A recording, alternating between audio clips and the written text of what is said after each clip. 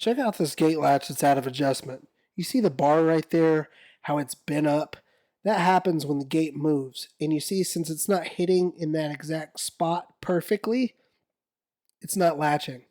So what if you could have a latch bar that slid up and down? And what do you know? We actually make one. So anyhow, now that you want that gate latch, let's talk about something else that's kind of important, which is the absence of this gap. In order for this gate latch to work, you're going to need at least an inch gap in between the receiver and the latch bar. When you don't have it, let me show you the problem that you're going to run into. I'm taking a latch here. I'm just going to bolt it on so you can see it. But look, see, it won't fit. So if you don't have that gap, it's not going to work for you. In this particular case, I was able to shorten the gate down.